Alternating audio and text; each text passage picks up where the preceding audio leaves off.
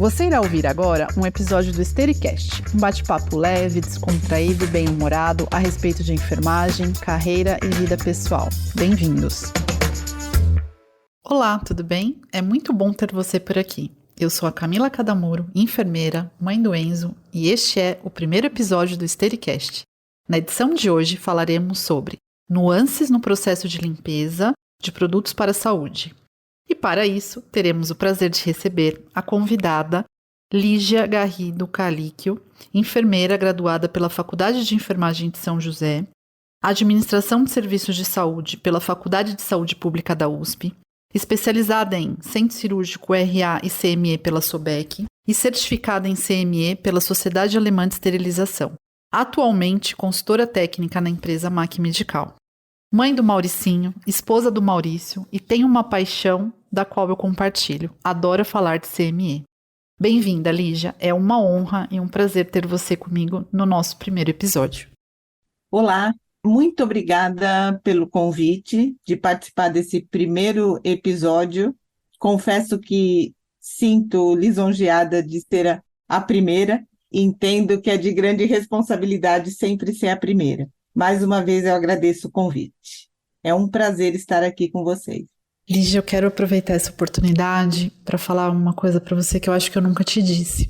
Quando eu comecei na enfermagem, você era presidente da SOBEC. E desde essa época eu tenho uma grande admiração por você. Não só pelo conhecimento enorme que você tem, mas também pela sua generosidade em partilhar o conhecimento, sua seriedade e ética, que sempre pautaram o seu trabalho. Então, para mim, hoje, inaugurar o Estericast com você está sendo um motivo de grande emoção e orgulho. Obrigada. Eu também, Camila, te admiro muito como profissional. Trabalhamos, um período assim, até juntas, muito próximas. Eu fui sua cliente e também está sendo um prazer estar aqui com você.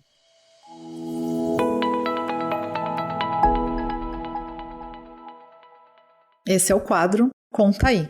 É um momento para conhecermos um pouco mais da trajetória profissional do nosso convidado, que é alguém que a gente tanto admira. Então, Lígia, conta aí como é que você chegou até aqui.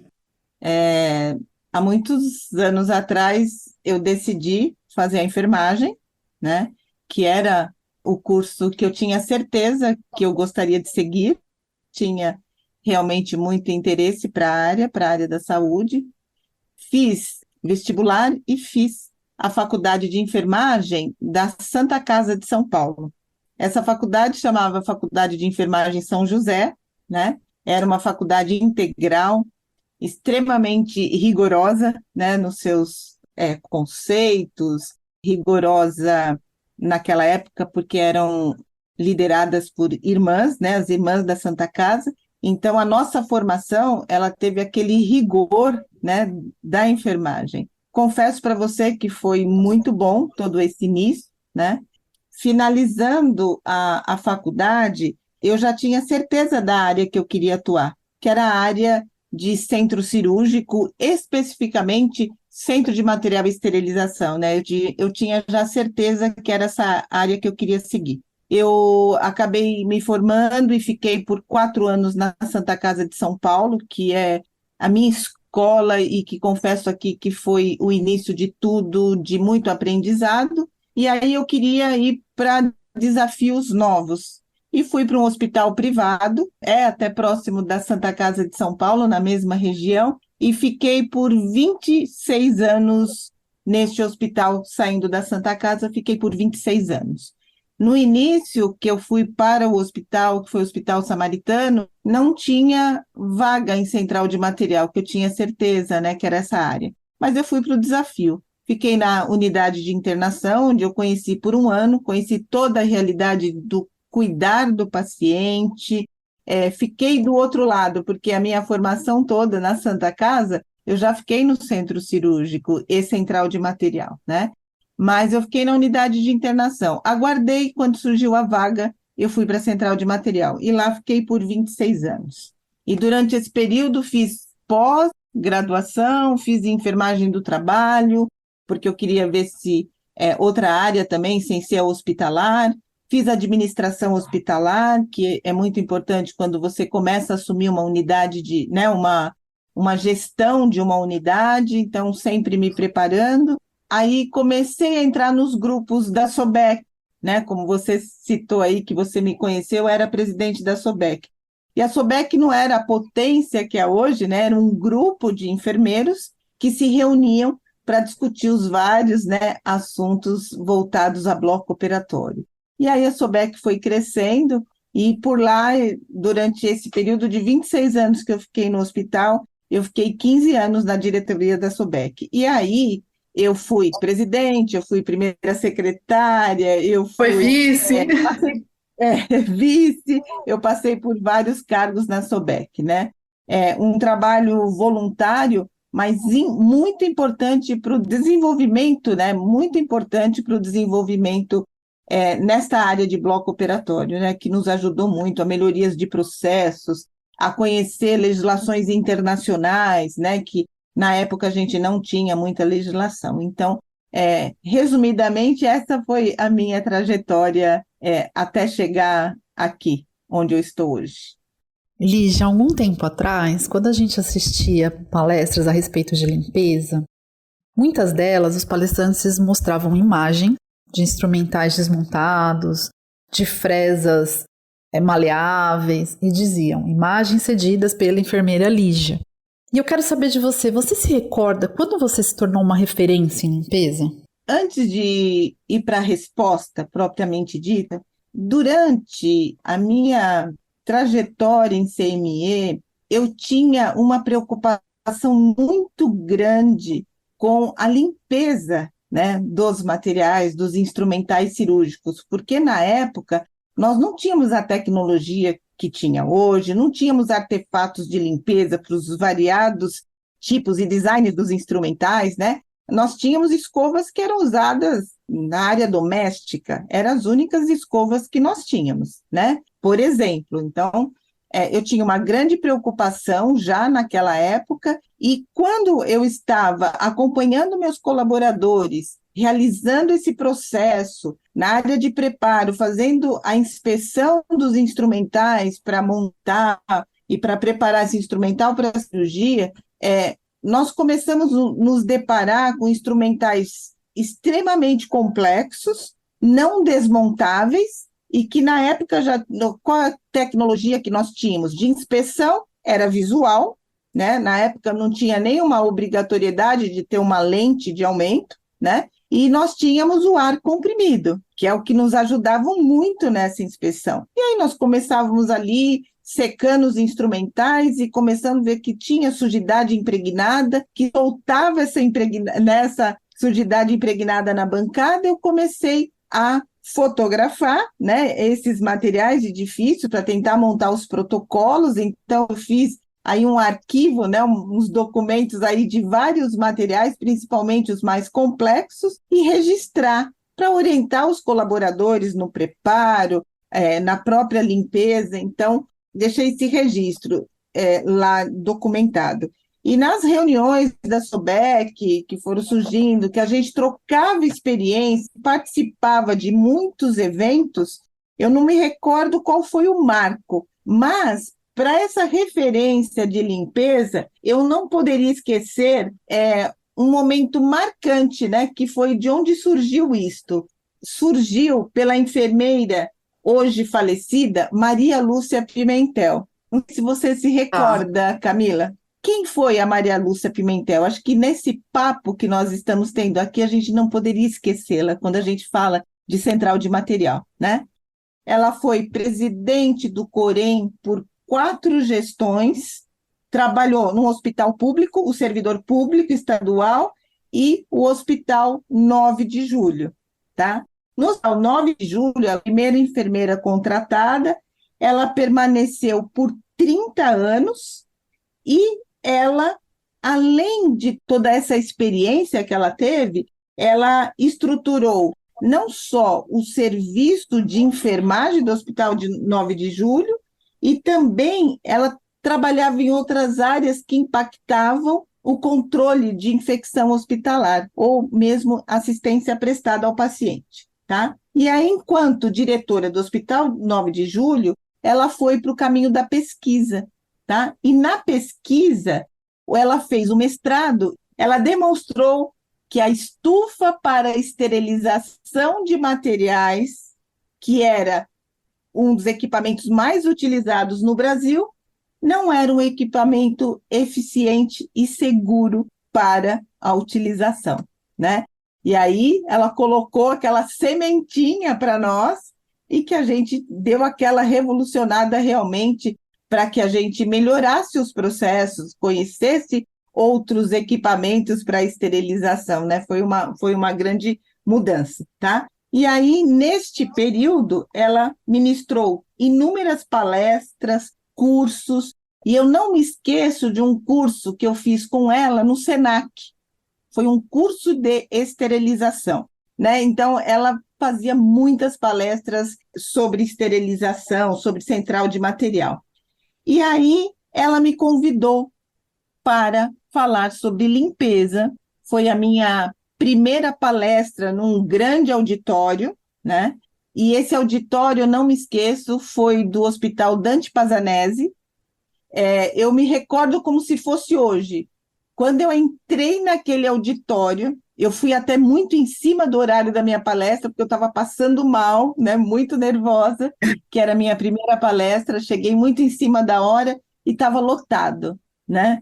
E aí foi aí que surgiu, né, essa história toda que você me perguntou, porque o tema deste evento era limpeza. E eu preparei a minha aula não só com definições de limpeza, de artefatos de limpeza que utilizávamos, soluções de limpeza que utilizávamos na época sobre limpeza, mas aí eu demonstrei a dificuldade que nós já tínhamos com os materiais de conformações complexas e a inspeção desse material, a dificuldade do processo de limpeza. Eu me recordo que, no final, depois das perguntas, ela concluiu e me chamando de loira neurótica da limpeza, por ter essas fotos, por desmontar todos esses instrumentais. E aí eu mostrei eu lembro que na palestra eu mostrei a rosca de um parafuso sujo de sangue, e a dificuldade, estava impregnada, e são parafusos que vai e vem no nosso material consignado até hoje, né? E que muitas vezes eles estão com sujidade impregnada. Então, foi aí que surgiu, e daí para frente eu fui convidada, né, em vários eventos para falar de limpeza. Li, você foi muito pertinente, trazendo um pouco da história da doutora Maria Lúcia para o nosso bate-papo. É uma oportunidade para que os mais jovens, que não foram contemporâneos a ela, saibam um pouco da história dessa mulher que estava à frente do tempo dela e que lutou tanto pelo nosso setor. Então, uma homenagem devida e muito bacana. Não só no setor hospitalar, mas como no Corém, né? Ela brigou muito para a categoria de enfermagem, né? Então, isso foi, assim, um marco, eu não poderia esquecer. E você, sem querer, fez uma pergunta que realmente a resposta eu tinha que citar. A gente até chamava a doutora Maria Lúcia Pimentel, né?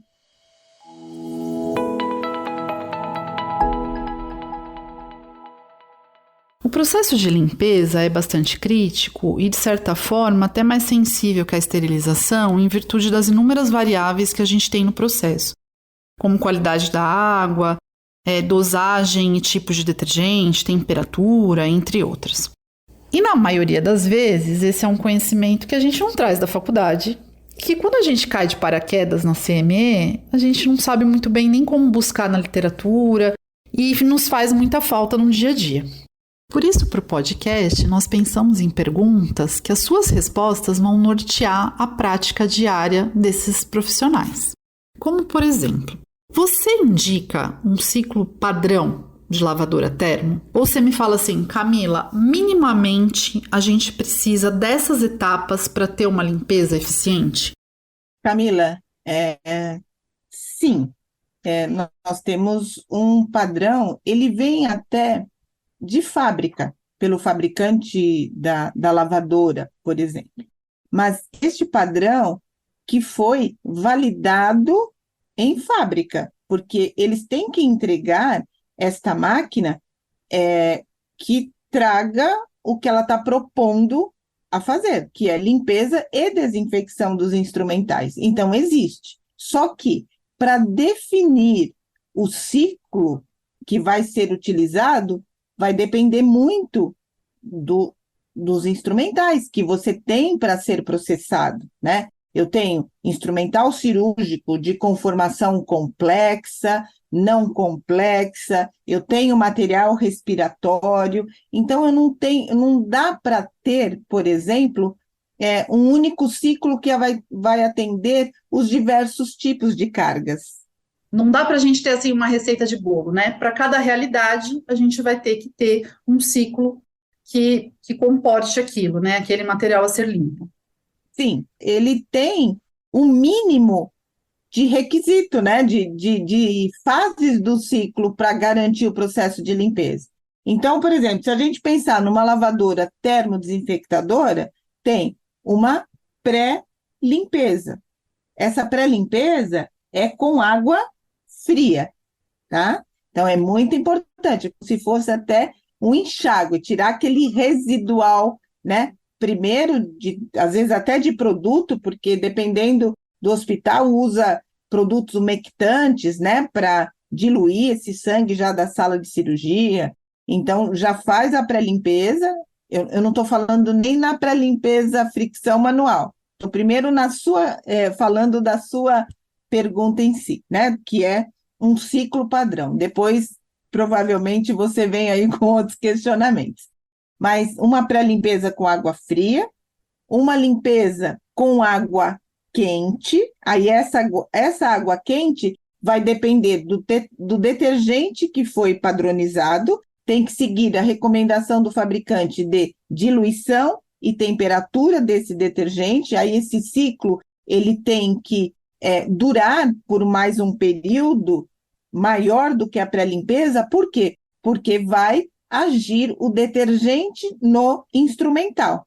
Aí tem que ter um enxágue ou dois, depende da carga, por isso que eu falei, vai depender da carga. Se tiver um enxágue só, esse enxágue já tem que ser com água tratada, ou desmineralizada, ou água de osmose reversa, porque nesse enxágue já faz a desinfecção. Então, por isso, a água, né, tratada. A secagem também pode complementar com uma secadora para ter mais produtividade da máquina, vai depender do quantitativo de máquina. Lígia, pela sua experiência, o que é mais efetivo para o processo de limpeza? Na termo, por exemplo, você ter uma lavagem longa ou você fazer duas lavagens curtas? Você drenaria a água suja e faria uma nova lavagem. Você acha que isso se aplica ou não é necessário? Para a lavadora termodesinfectadora, na minha experiência, por exemplo, para instrumental cirúrgico, mesmo pesado, como nós chamamos, que são os instrumentais complexos, a experiência era, como eu descrevi o ciclo para você, uma pré-lavagem com água fria, isso é muito rápido, uma lavagem mais longa, né, acima de 5 minutos, porque precisa deste tato do detergente, né, e a água, com a pressão da água, a lavar esse material, por exemplo. Os enxágues, num instrumental complexo, na minha experiência, tem que ter no mínimo 2 enxágues, sendo o segundo a desinfecção, né, onde ocorre a termodesinfecção, secagem, e também nesse ciclo eu já utilizava a lubrificação dos instrumentais, né, tem essa possibilidade também.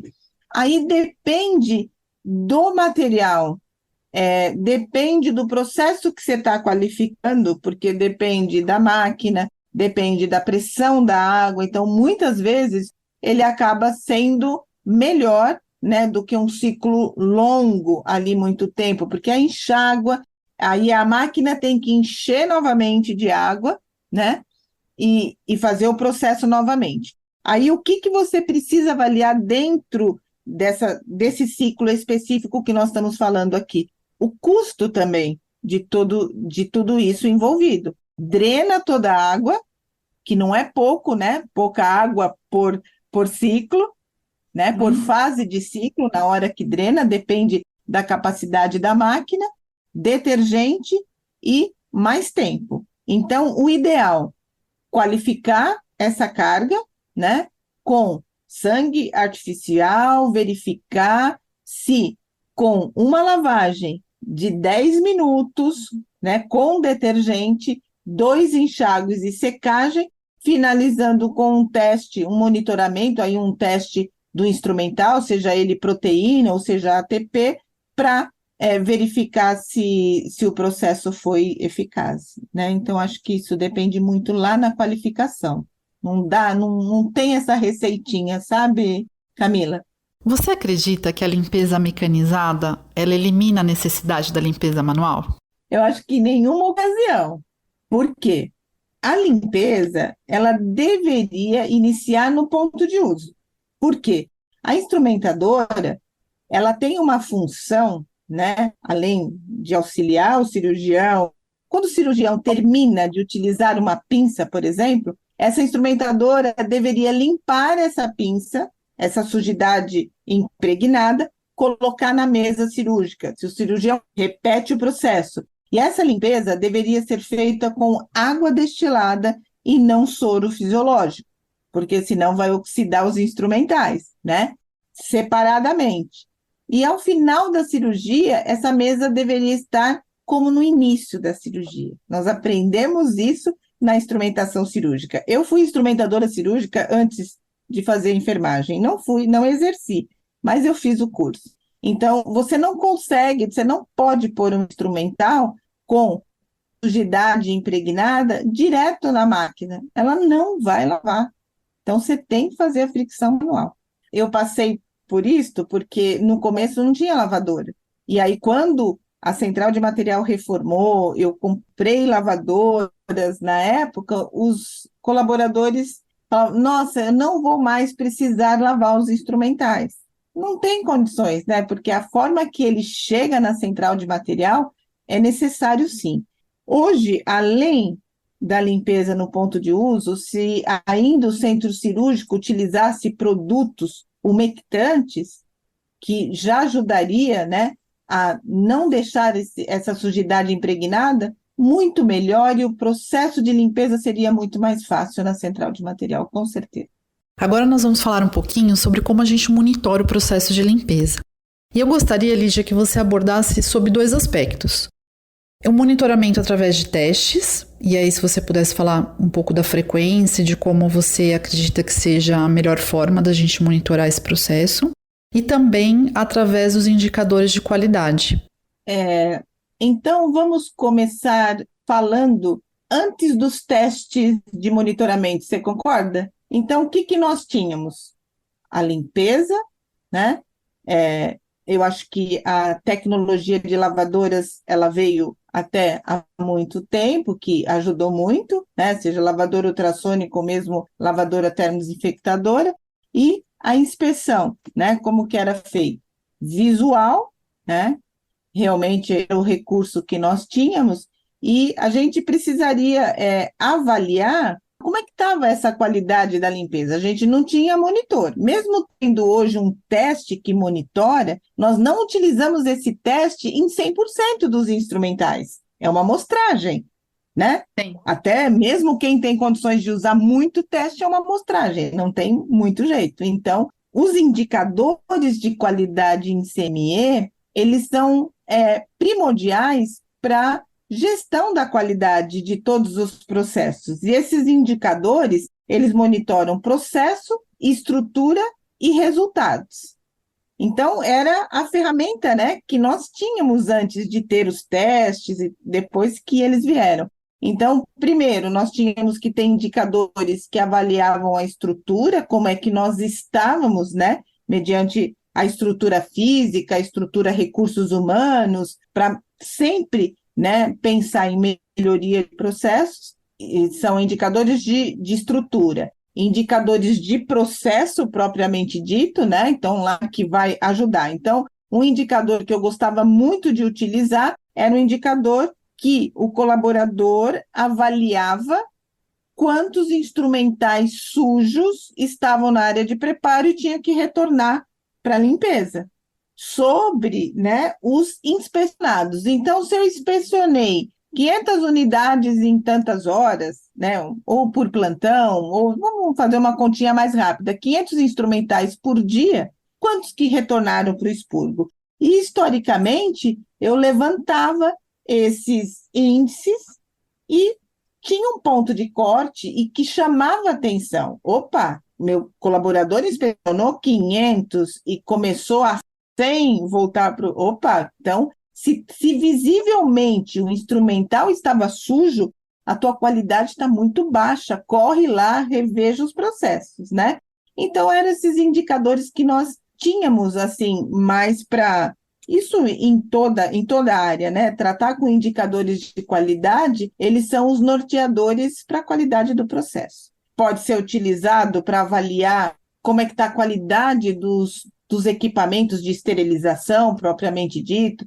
Eu monitorava quantos testes de Boidi que tinha insatisfatórios por mês, quantos biológicos, né, davam positivos. Aí a gente tinha um histórico de avaliação de manutenção preventiva, como é que estava a manutenção dos equipamentos, né? Seguindo esses indicadores. Então, são os norteadores aí que vão avaliar os nossos processos.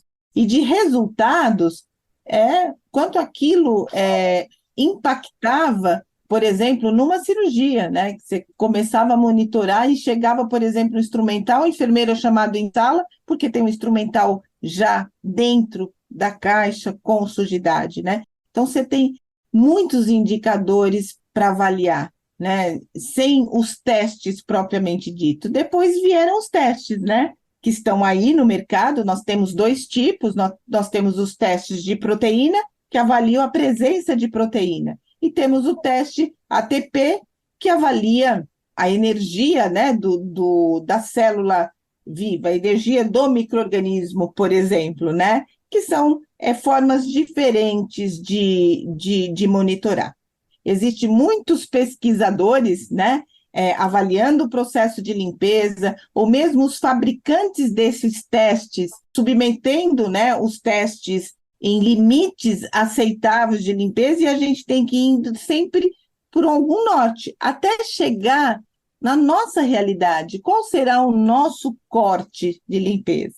Aí você vai pensar assim, eu vou primeiro, acho que, escolher um teste de proteína, por exemplo, o mais crítico, né? O mais sensível, aquele que detecta proteína 1 micrograma por centímetro quadrado. Por exemplo, eu vou chegar a utilizar um ATP, permito que até 10 RLUs, por exemplo, né? Eu tenho um processo de qualidade. A gente parte já de estudos, a sociedade alemã, isso foi publicada, tem uma tabela de limites aceitáveis de testes, né, de proteína. Podemos seguir, de repente, já foram testados, né, por pesquisadores, o quão limpo é limpo, para a gente chegar num processo realmente de qualidade de limpeza. Eu acho que isso eles nortearam aí e vieram ajudar muito. Agora, qual utilizar? Depende da rotina de cada um, a escolha. E a RDC deixou livre para a central de material a periodicidade desse teste que deve ser feita. Ou quantos testes eu faço por dia? Esses testes têm um custo alto, né? E aí, como que eu faço isso? Então, se eu não tenho muitas condições, pelo menos eu começo monitorando por plantões, né? Por carga, por equipamento, e até conseguir expandir mais, né? E verificar. Parte do desafio, parte do instrumental de conformação complexa mesmo, testando esses, porque, né, esses são os mais desafiadores, registra, e aí já começa a ter uma série histórica e definir realmente o limite aceitável de sujidade, ou sujidade proteica, ou mesmo o ATP, né? Quantos RLUs aí que são encontrados nos materiais. Eli, realmente esses estudos são um norte, um ponto de partida para que o profissional vá desafiando o processo dele e melhorando a cada dia. Acho que é isso, né? Sempre no foco na melhoria do processo. Esses testes, teve estudos específicos em endoscópios flexíveis, o quanto que é, e também para instrumental, que são diferentes, né, Camila? Então, acho que tem que ir atrás desses estudos, essas validações que foram feitas, né? Os fabricantes já trazem isso pronto, né, para orientar, para dar um norte, e aí sim, cada profissional de CME seguir o seu começar a testar e verificar como é que está o seu processo. Então, hoje, eles ajudam muito, né?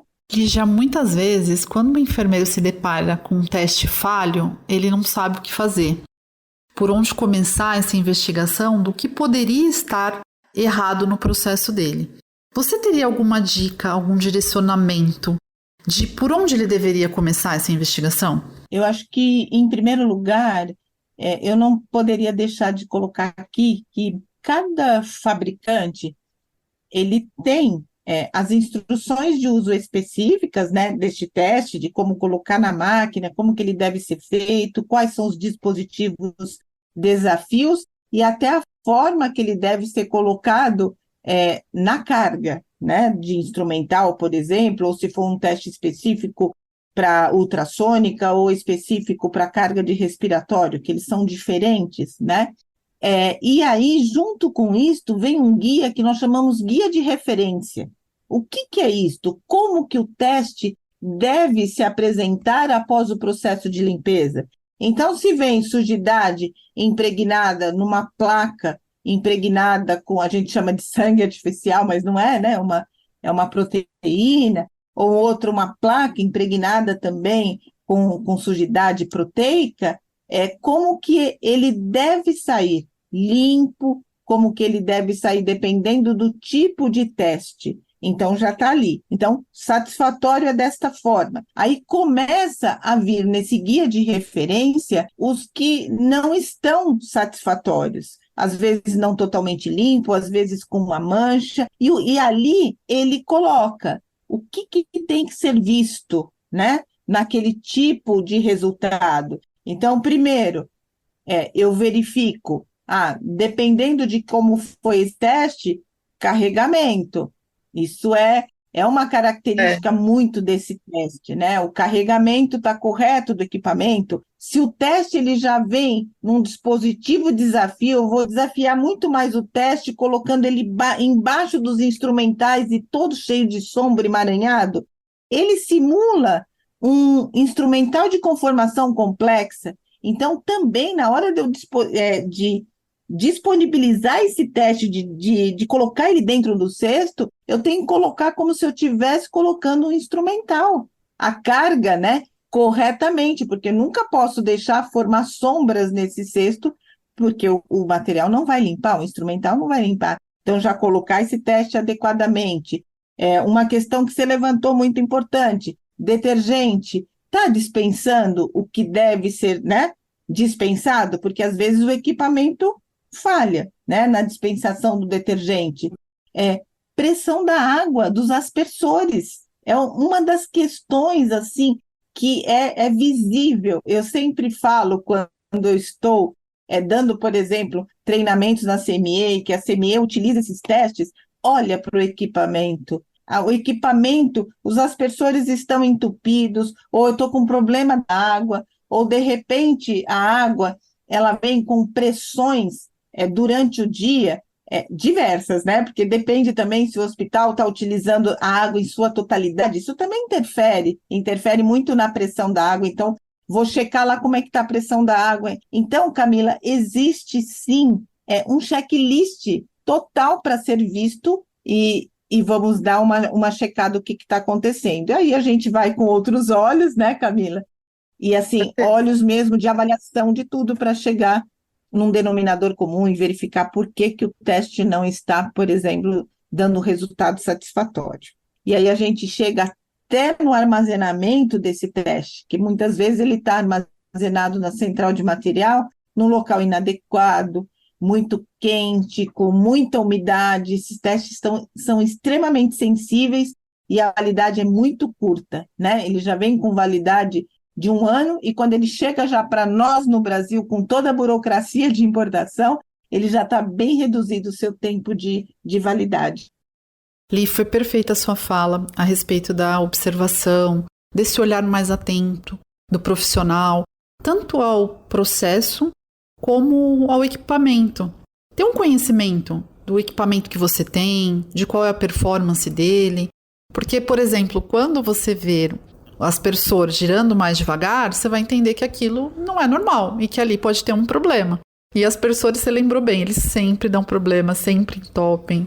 E eu gostaria de complementar, voltado para os aspersores, realmente, eles entopem com muita facilidade, e na minha experiência, uma semana, e dependendo do uso dessa máquina até menos, né, se não consegue, ele é muito complicado de retirar, porque perde borrachinhas que vedam também, então você tem que tomar cuidado, pede para manutenção, ela desmonta, né, e lava os aspersores. Eu tinha uma rotina de colocar os aspersores na lavadora ultrassônica, para ajudar na limpeza, e às vezes eles entopem de tal forma, se lava o material respiratório, o material de silicone, ele traz muita sujidade, pelos, pó. Aí eu vou lembrar de novo da Maria Lúcia quando me chamava de loira neurótica.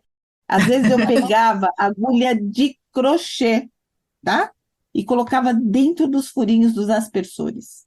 E saía muita sujidade que entope, porque é visível, né? A gente vê entupir. Então, olhar realmente para o equipamento, essa limpeza de rotina diária, a limpeza do dreno da lavadora é muito importante, porque fica muito residual.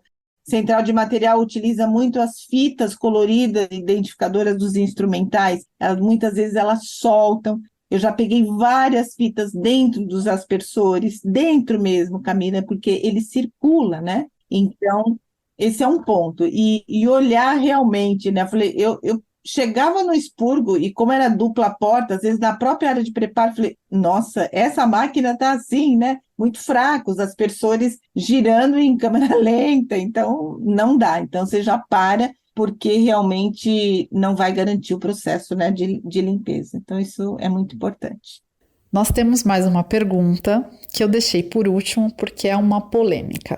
O que você, como especialista em limpeza, me diz sobre detergente alcalino versus enzimático? Você me pegou, né, Camila? Eu vou começar respondendo desta forma, tá, Camila? Que eu acho que assim é a forma, acredito, e a forma que eu escolheria, por exemplo, um detergente, tá? Quais são os detergentes que nós podemos utilizar para limpeza de produtos para a saúde na CME? Enzimático, alcalino e neutro. E aí eu tenho que saber o que cada um age, a indicação de uso de cada um. O detergente enzimático, ele é para limpeza de proteínas, certo? Gorduras. Matéria orgânica, certo? Ele age especificamente na matéria orgânica, correto? Aí nós vamos para o detergente alcalino. Também matéria orgânica, sangue, gordura, e ele tem ainda uma particularidade.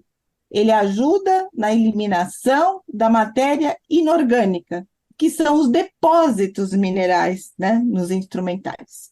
Então, o alcalino age também na matéria inorgânica. E o neutro, que aí vai variar, porque ele também ele elimina matéria orgânica, sangue, mas já menos, né, do que esses outros detergentes. E aí, assim, o que a gente vê hoje? Eu não quero, na central de material, ter mais do que um produto, né? Eu quero ter aquele produto único que vai atender 100%. E muitas vezes isso não acontece. E se a gente for pensar também em custo envolvido, que isso hoje o enfermeiro de central de material, né, está muito sendo cobrado por isso, acho que em geral, em tudo, né? porque vai depender da sujidade do instrumental, né? E aí, qual que é a especificidade, por exemplo, do detergente enzimático? É não deixar residual, né? Porque ele é proteína, concorda? Então, não pode. Então, muito cuidado às cirurgias oftalmológicas pelo residual proteico, que pode ir lá, né, o paciente ter processos aí inflamatórios até mais graves, né, nas cirurgias oftalmológicas. Então, o enxágue tem que ser extremamente rigoroso.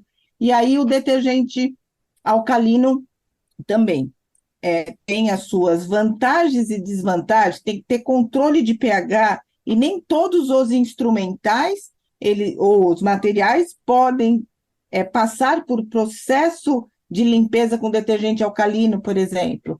Cuidado com os alumínios anodizados, né, com detergente alcalino. E aí verificar, em primeiro lugar, instruções do fabricante.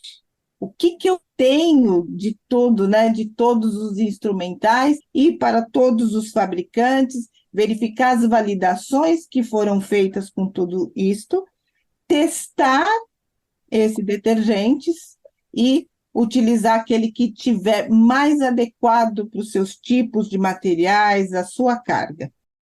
Eu trouxe esse tema mais como uma provocação mesmo. Eu, como uma especialista em instrumentais cirúrgicos, eu gosto muito da performance do alcalino. Ele é muito bom na remoção da matéria inorgânica e, com isso, no retorno do brilho, na remoção das manchas dos instrumentais. Mas, na verdade, eu não acho que tem que ser isso ou aquilo, né? Eu acho que os produtos, eles se complementam. E não dá para a gente ter um produto só na CME, não dá para ser só alcalino, não dá para ter só enzimático. A gente precisa de um neutro para quando a gente recebe material de compra, a gente precisa fazer alguns ciclos com um detergente neutro. Enfim, na verdade, eu acho que a gente precisa, mais uma vez, olhar para o nosso processo e ver o que melhor se adequa para a nossa rotina, para o tipo de material que a gente tem, dentro daquele melhor custo-benefício. Eu acho que é isso, né, Lígia? É bem isso. Não tem um único, acho que foi a minha primeira resposta. E eu vou te falar que eu acho que a primeira enfermeira no Brasil a utilizar detergente alcalino. Oi. Aí você vai me perguntar por quê. Lógico que nós estávamos sempre atrás de atualizações, tecnologias, participando de eventos, participando de congressos, muitas vezes até internacionais, e trazia os palestrantes internacionais também, onde mostravam a realidade, né, do seu país. Isso tudo fazia com que a gente questionava muito mais os nossos processos. Mas eu senti na pele, né, a necessidade de usar o detergente alcalino, vamos dizer assim. Na área de preparo, estava ali ajudando os colaboradores na inspeção, e eu não me esqueço que era um instrumental de prótese de joelho, tinha acabado a cirurgia, não, ele tinha vindo do fornecedor, que era um consignado, passou pelo processo de limpeza, e na área de preparo nós sentíamos muito odor de sangue, né? Muito odor de sangue. E esses materiais, particularmente, eles vinham com muitos depósitos minerais, mas muitos, né? Manchas, diversas cores, arco-íris, manchas esbranquiçadas e tudo mais, e com muita dificuldade desse processo mesmo, né, de limpeza. Então, começou a me alertar e ver no mercado o que nós tínhamos, né, além do detergente enzimático, que ajudaria na limpeza desses materiais. E para você ter uma ideia que, pelo até o desconhecimento de não ter todas as informações dos fabricantes se poderiam, né, utilizar o detergente alcalino ou não, até por desconhecimento, né, a primeira vez que eu utilizei enzimático na máquina com detergente alcalino, associei os dois, tá? Primeiro na limpeza inicial com detergente enzimático e depois detergente alcalino. Aí, ao longo dos anos, da utilização, da experiência com o detergente e de muito troca de experiências, Na lavadora termodesinfectadora, deixei só, falou, não dá para ter 100%, tinha enzimático, tinha o neutro, para materiais oftalmológicos, sempre dei a preferência para o detergente neutro, pode ser, hoje tem estudos que o detergente alcalino também, então é isso.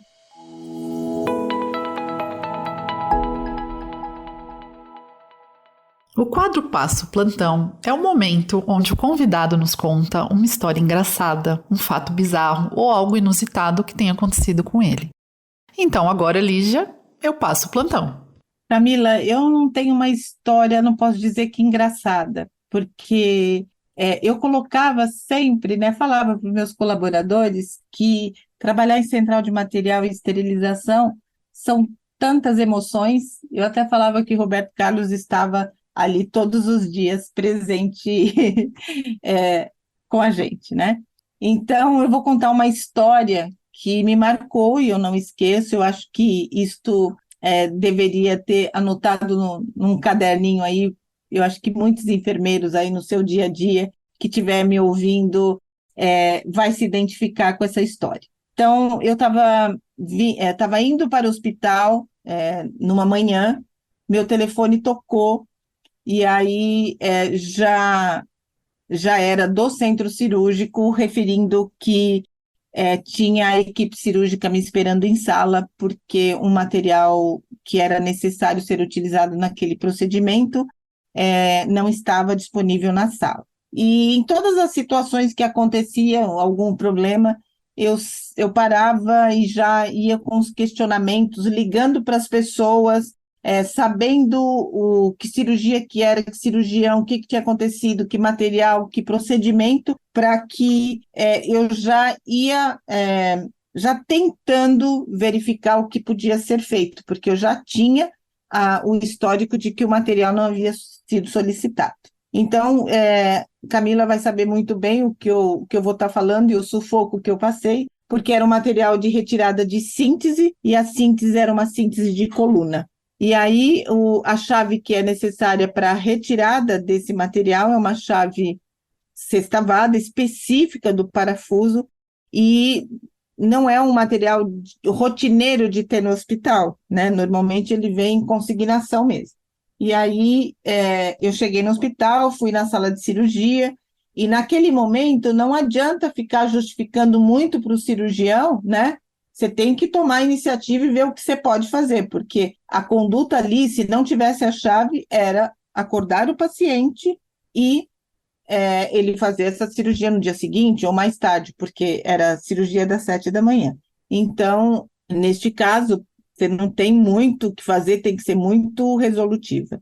E o cirurgião me falou, olha, se você não resolver o meu problema, você que vai falar para o paciente por que ele não retirou o material, né? Então, eles já fazem uma pressão assim muito forte, né? De uma certa forma, tem razão, porque o paciente estava anestesiado, era necessário e você tem que resolver. Fui para a central de material, já pensando em todas as possibilidades, e aí, dentro do seu, vamos dizer, inventário de instrumental, não é rotineiro você logo falar, não, tem naquela caixa, não tem naquela caixa. Então, você tem que ir atrás dos materiais consignados, que é o vai e vem, de repente você pode encontrar esse material. Olhei todo o material que estava a ser devolvido, aí fui para a área de preparo. Quando eu entro no arsenal, tinha um carrinho com várias caixas.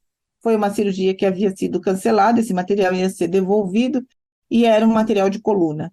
Então, eu tinha certeza que ali tinha uma chave. Agora, que ela ia servir para retirada do parafuso, não sei, porque eu não sei a marca desse parafuso, quando que esse paciente colocou esse parafuso. E aí, levei esse carrinho para a sala. Abri, fui abrindo, era uma tensão, todo mundo. Eu falei, doutor, nessas caixas não vem identificado, a gente identifica nome do paciente, né? Horário, cirurgião e quem é o fornecedor desse material. Abri várias caixas, numa delas tinha um instrumental que tinha a chave específica para essa retirada. E ela deu certo, esse parafuso foi retirado, e o cirurgião, lógico, fica aliviado com toda a situação, e ele só fala para mim que eu fiz o gol no último minuto do segundo tempo da prorrogação. Eu acho que foi no último segundo, Li. Não foi nem minuto, no último segundo. Inesquecível esse episódio. É mesmo. E é impressionante como essas coisas sempre acontecem de final de semana, à noite, na primeira cirurgia, que é quando você não consegue falar com ninguém na empresa, que o plantão não te atende, que você não consegue um motoboy para levar para você correndo. Então, realmente, nesse caso, foi muita sorte. E é o que eu sempre digo, o Deus protege os enfermeiros.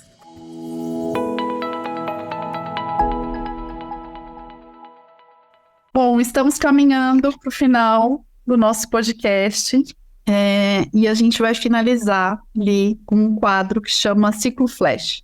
E é Ciclo Flash porque é rápido, tá? Então eu vou te fazer algumas perguntas e você me responde com o que vier na sua cabeça, tá bom? Enfermagem em uma palavra. Em uma palavra, Camila? Uma frase. É muito difícil definir em uma palavra, mas eu acho que ou uma frase. Eu acho que a primeira é cuidar, é arte e é ciência. Perfeito. Um dia que eu não esqueço. A inauguração da reforma da CME, que eu passei muitos anos querendo aumentar a estrutura física, adequar toda a estrutura, adequar os processos, ter mais colaboradores, adequar recursos humanos. Então, esse dia é inesquecível. Foi uma conquista, né? Uma conquista. O que te inspira? O que me inspira é ver o resultado da experiência que eu tive nesses 26, podemos falar, nesses 30 anos. Eu acho que isso que me inspira. E quando eu vejo tudo que eu conquistei, e que não foi fácil ao longo desses anos, né? E tudo que eu deixei para que os outros dessem continuidade. Eu acho que isso me inspira demais. Uma frase que te define. Ai, frase é muito difícil, né? A gente definir. Uma frase que você goste, Li. Não precisa ser que defina a Lívia. Uma frase que você tenha para sua vida, assim. Ou então, Camila, o que eu sou e o que eu fiz na minha vida profissional e na minha vida pessoal. Talvez seja isso.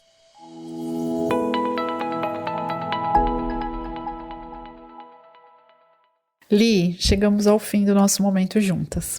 Eu agradeço imensamente a sua participação, dividindo tanto da sua vivência, do seu conhecimento conosco, e tenho certeza que vai ser de grande valia para quem nos ouviu. Muito obrigada. Camila, eu que agradeço. Foi realmente um prazer dividir esse momento com você. Agradeço ao Lucas, a todos que estão aí, bastidores comigo, me ajudando, e que foi muito bom.